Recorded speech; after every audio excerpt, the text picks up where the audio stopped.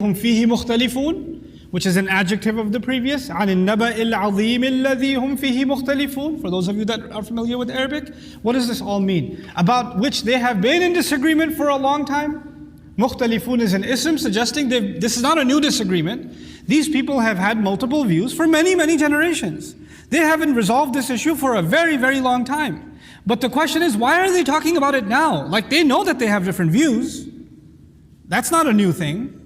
And Allah is in this ayah also saying they've held those various views forever and ever. Why is it that they're asking themselves now?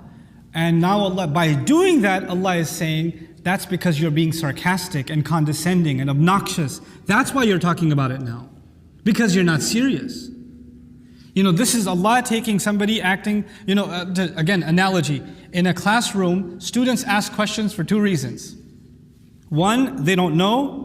Two, they're being a smarty pants. When they want to be smart about something, they're like, I have a question.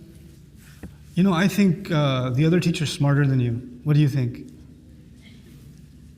That kid needs a whooping. Even if by words. Because you go to jail for the whooping. Pakistan is okay. Over here you go to jail, right? Not 2 generations ago, I spoke to teachers from 2 generations ago, it was fine. But now you can't discipline children physically, right? Not that I believe in it entirely either. But the idea is I've had my share, because I was in Saudi school and Pakistani school, so I've had my share of, sunnah. But the point is, when Allah sees them asking obnoxious questions about the afterlife, He gets offended and says, oh, so now you're asking questions like you really want to know.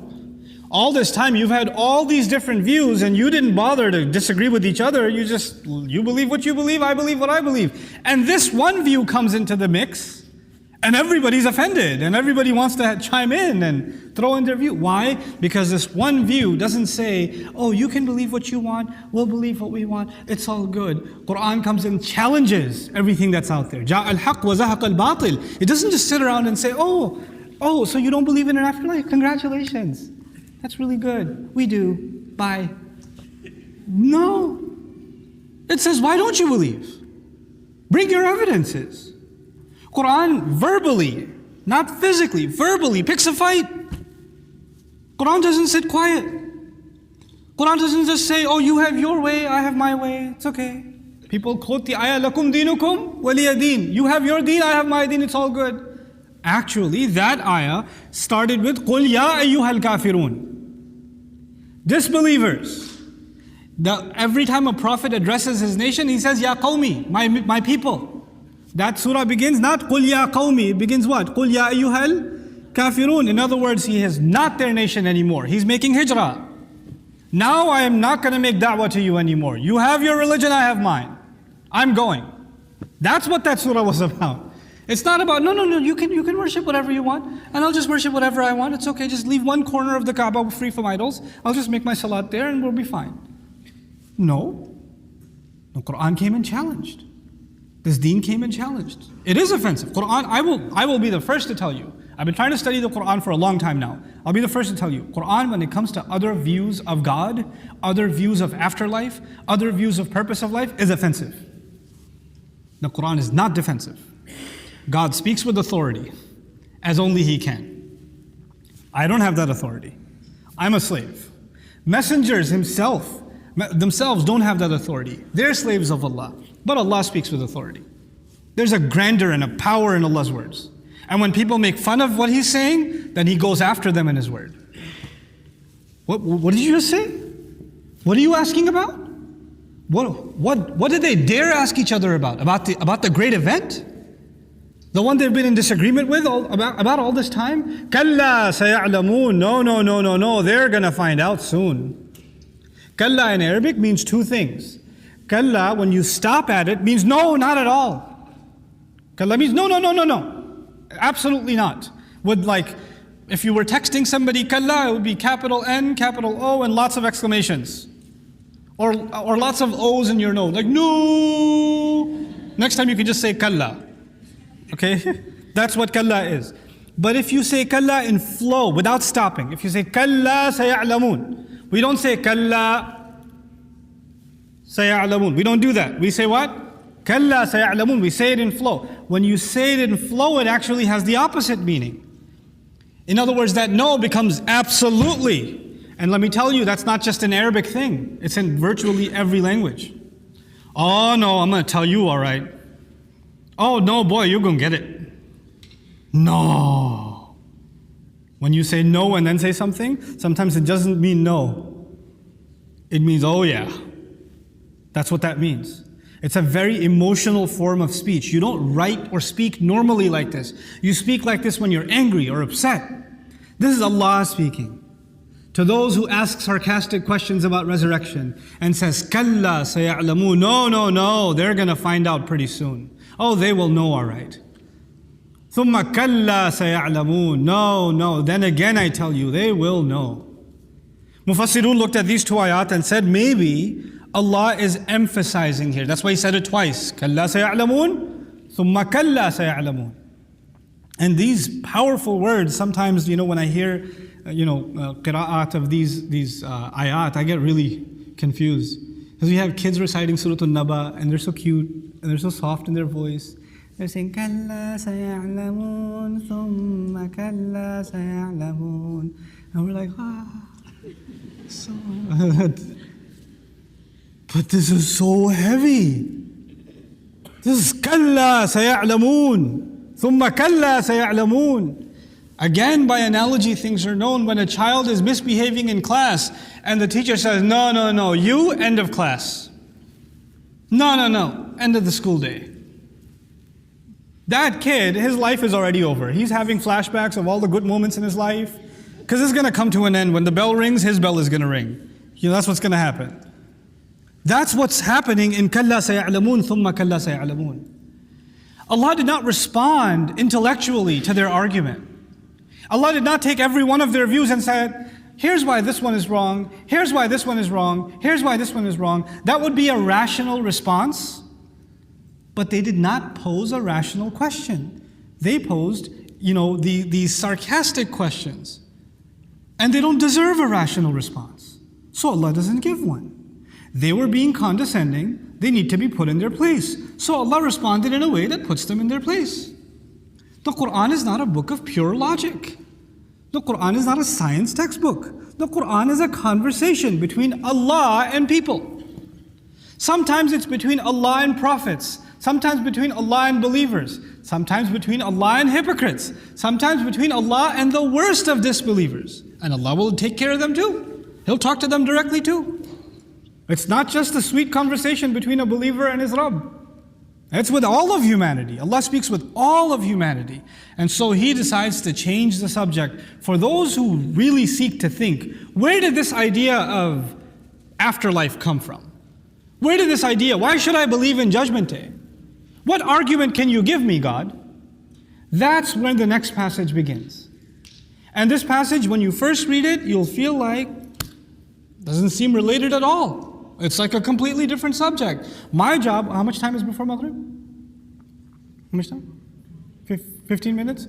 Okay, so let me see if I can hopefully summarize that part of the argument for you in a consistent way before the Maghrib break. I'll read some of these ayat to you first and translate them briefly before explaining. Here's the second. So the first passage was about their obnoxious question and how Allah says, they'll know. Pretty soon they're going to realize. Now, one thing I didn't mention, I should mention about that last passage is, how there's 2 times the question? There are 3 threats in the Quran. Please don't forget that. If you study the entire Quran, there are 3 kinds of threats, 3 kinds of warnings. The first warning is, nation, if you don't listen to your prophet, you're going to be destroyed. That was the warning given to the people of Nuh, Lut, Salih, Shu'aib, alayhim salam, Fir'aun, you name it, those were the people that were given warnings. If you don't listen, your nation shall be destroyed, right? That's the first kind of threat in the Quran. The second kind of threat is what will happen to people on Judgment Day. Okay? The death, by the way, is not a threat. Because death is a reality. I'm not threatening you one day you'll die. Like, thanks, I already knew that. That's not a threat. So the first threat is destruction of nations. The second threat is Judgment Day, where you will be held accountable, you will be brought to trial. The trial is the threat. The third threat in the Quran is hell. So there's three. Destruction of nations. What else did I say? Let me hear it from you. Day of Judgment, and then hell.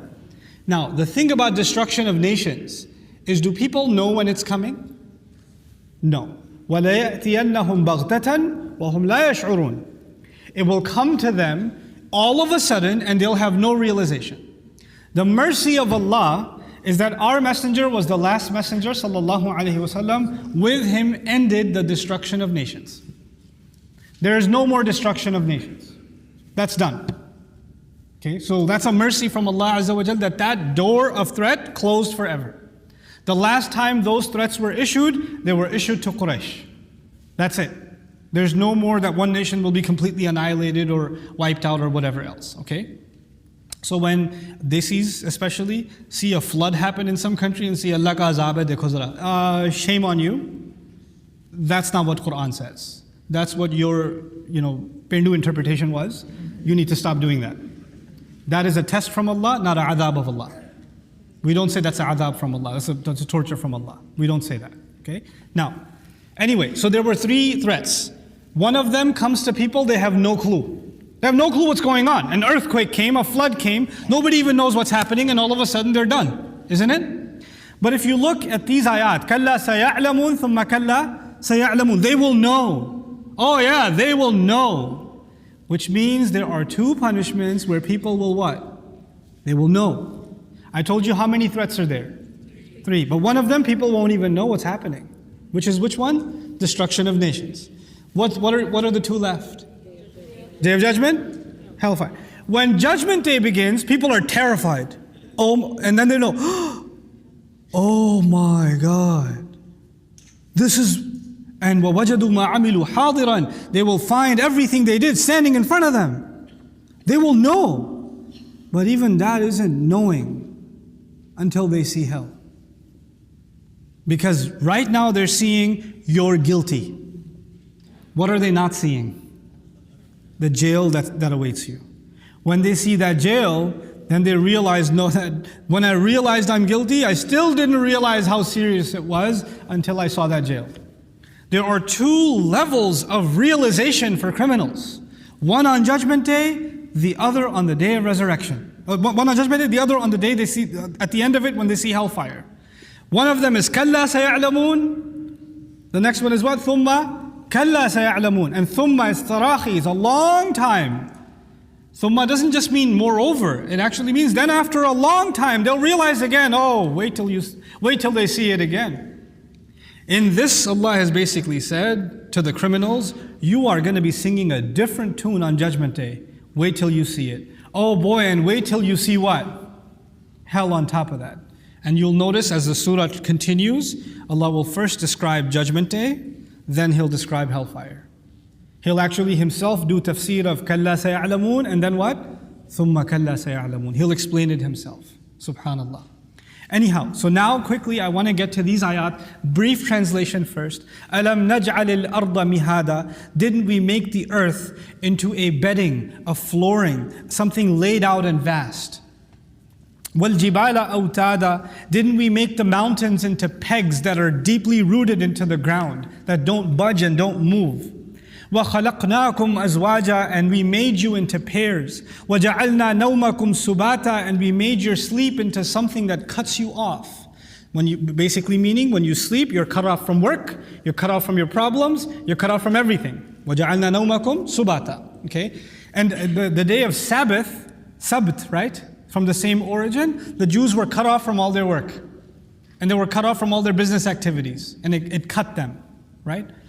وَجَعَلْنَا اللَّيْلَ لِبَاسًا. And we made the night into a garment. We made the night into an outfit, clothing.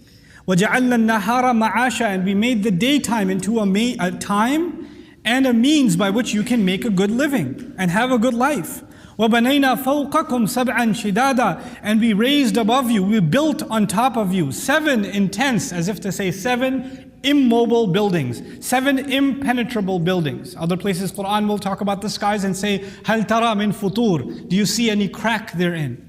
Do you see any opening therein? وَجَعَلْنَا سِرَاجًا وَهَّاجًا. And we made a brilliant, constantly blazing, heated lamp. that lights up over and over and over again. Now I'll stop here for a second and go take a step back. Allah talked about the earth being vast, the mountains being pegs. We are created in pairs. Your sleep cuts you off, the night and then the day, so far, right? That's what He's talked about. And then he spoke about the skies and the sun. These are the things that He spoke about. But the language He used is remarkable. The language He used, everything He described something that can be compared to something we do. So for instance, He said, Alam naj'al al-arda mihada. Didn't we make the earth into a bedding? Who makes bedding? We do. Mihad is also a cradle for a baby. Mahattu al-firash mahdan basattuhu wa watta'tuhu yuqalu lil-firash. It's also used for a bed, liwithara. So the idea, Allah says, you make a bed, and you make your bed comfortable, and compare your bed to the bed I made. Who knows how to make a bed better? Because I made the entire earth into a bed. SubhanAllah. All kinds of creatures sleep on the earth, don't they? And your bed is just a tiny dot on the bed that Allah made. Your bed isn't something special. It's actually just a small piece, a speck, on this bedding that Allah created. He made a bedding for creatures at the bottom of the ocean floor. That's when He made the earth into a mihad. So it's like, yeah, I know how to make stuff, but no, not like that. Wal jibala awtada. He made mountains into pegs. Pegs are used in ancient Arabic culture for tents. You know, mountains, when you ask a kids to draw a mountain, what does it look like? Tents, doesn't it? You make your tents. Allah says, when I make tents, they look like that. When the wind blows, what happens to your tents? And when the wind blows, what happens to His tents? SubhanAllah. Can you compare your tents to mine? It's reminding the human being of how humble his efforts are and how mighty Allah's creation is. He says, وَخَلَقْنَاكُمْ أَزْوَاجًا. And we made you into pairs. You do not exist as a unicellular organism or a unisexual organism. You could not have survived. You could not have existed if it wasn't for a mother and a father coming together. You were created in pairs. You don't have a choice in the matter. You don't get to decide that. There are parts of your being that are just going to remain incomplete unless you're in pairs. There's parts of your existence that will remain unfulfilled until you're in pairs. That's just how Allah made you. Even in terms of your spiritual existence, our messenger would say, alayhi salatu wasalam, that it's half of your deen.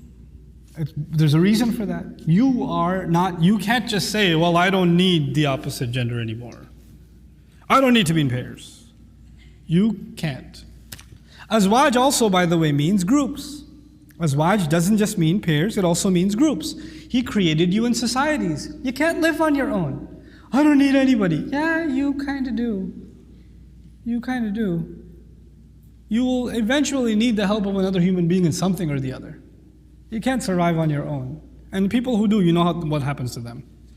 People who live out in the wilderness by themselves, don't meet anybody, they have the most interesting personalities, right?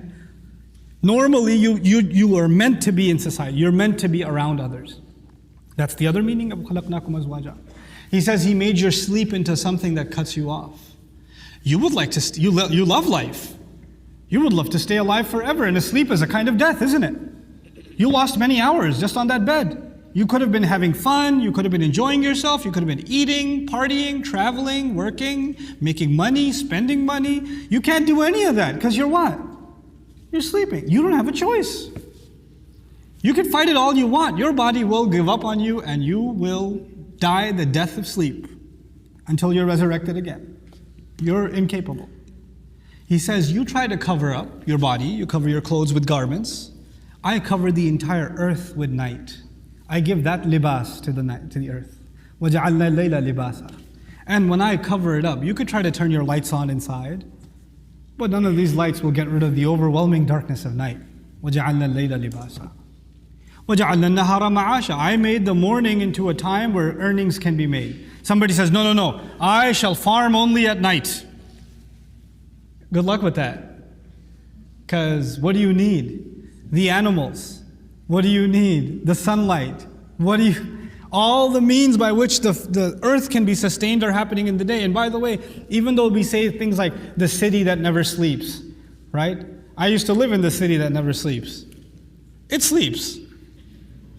You want to go into the city, go after midnight, there's not going to be any traffic. Unless the GW bridge, then don't go, it's a 24-hour nightmare. But other than that, businesses are closed, Wall Street's closed, the stock market's closed, banks are closed, offices are closed.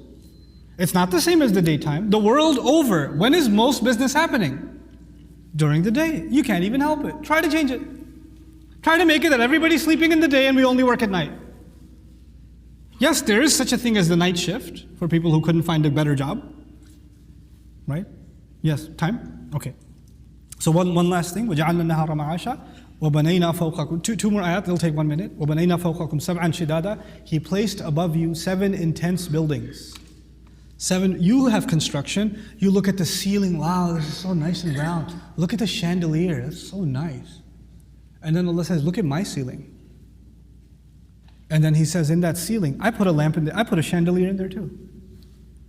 And it lights up every day with more and more intense heat. It doesn't burn out.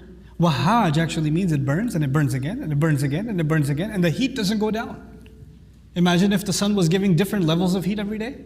Well, what kind of destruction would happen on this earth? It's not just that it's a siraj, but it's also what? Wahaj. Wahaj means it keeps on giving the same heat over and over again. Shiddatul hur.